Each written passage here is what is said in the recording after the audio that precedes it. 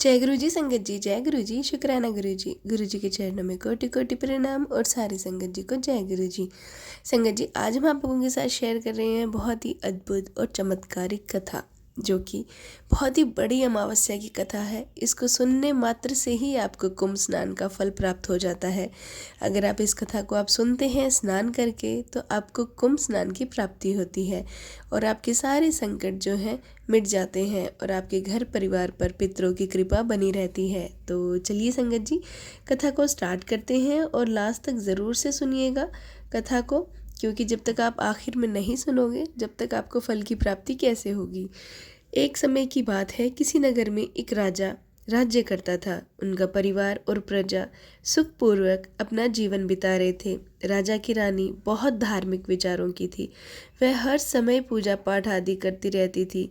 राजा के महल के बिल्कुल सामने एक साहूकार की हवेली थी। रानी और साहूकारनी पक्की सहेलियां थी। एक दिन साहूकारनी के घर से जोर जोर से रोने की आवाज़ आ रही थी। जब रानी ने साहूकारनी को रोने की आवाज़ सुनी तो वह राजा से बोली, महाराज, यह रोने की आवाज़ कहाँ से आ रही है। तब राजा ने रानी को बताया कि रानी, साहूकार का पुत्र मर गया है, इसलिए साहूकार बहुत दुखी है और अपने पुत्र की मृत्यु के कारण वह दुख से रो रही है। तब रानी ने राजा से पूछा, महाराज, यह दुख क्यों आता है। तो राजा बोला, उसका बेटा मर गया है, इसलिए वह दोनों दुखी हैं। रानी ने फिर पूछा, लेकिन महाराज, यह दुख होता क्यों है। मैं समझ नहीं पा रही। तब राजा सोच में पड़ गए कि अब मैं रानी को कैसे समझाऊं कि दुख क्या होता है। गुस्से में आकर राजा ने रानी से कहा, तुम्हारे पुत्र की मृत्यु होगी तब तुम्हें पता चलेगा कि दुख क्या होता है। जाओ अपने पुत्र को मार दो तो तुम्हें पता चल जाएगा कि दुख क्या होता है। ऐसा कहकर राजा वहां से चला गया।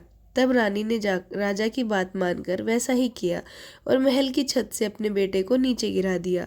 लेकिन भगवान की कृपा से राजा का बेटा बच गया। अब राजा अपने बेटे को देखने के लिए उसके पास दौड़ा दौड़ा आया तो देखता है कि उसका बेटा सामने से चला आ रहा है। उसे देखकर राजा को बहुत आश्चर्य हुआ। इतनी ऊपर से गिरने के बाद भी उसके बेटे को एक खरोच नहीं लगी। तब रानी ने राजा से कहा, फिर से वही सवाल किया, महाराज, अब बताइए दुख क्यों होता है।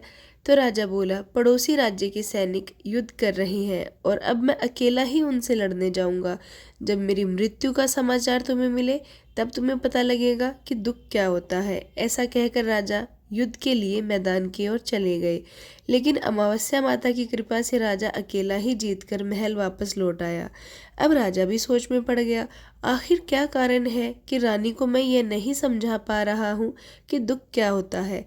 तब राजा ने रानी को बुलाया और उससे कहा, हम गंगा यात्रा के लिए जाएंगे, तुम तैयारी कर लो। वहां जाकर मैं गंगा में कूदकर अपनी जान दे दूंगा, तब तुम्हें एहसास हो जाएगा कि दुख क्या होता है। उधर कैलाश पर्वत पर भोलेनाथ और माता पार्वती ये सारा दृश्य देख रहे थे। भोलेनाथ माता पार्वती से बोले, पार्वती, कलयुग में तुम्हें एक सुखी आत्मा के दर्शन कराता हूँ। तब भगवान शिव ने एक बकरा और माता पार्वती ने एक बकरी का रूप धारण कर लिया। ये दोनों एक नदी के किनारे घास चरने लगे। इतने में राजा और रानी की सवारी वहां आ पहुंची। सुंदर नदी को देखकर रानी राजा से बोली, राजन, हम यहीं विश्राम करते हैं और फिर आगे बढ़ेंगे। राजा रानी वहीं उतर गए और पेड़ की छाया में बैठ गए। कुछ देर बाद राजा पानी लेने चला गया। तब बकरी का रूप धारण करे माता पार्वती भोलेनाथ से बोली, इस रानी को दुख का एहसास क्यों नहीं हो रहा है प्रभु। यह दुख कब देखेगी, इसे दुख क्यों नहीं मिल रहा है।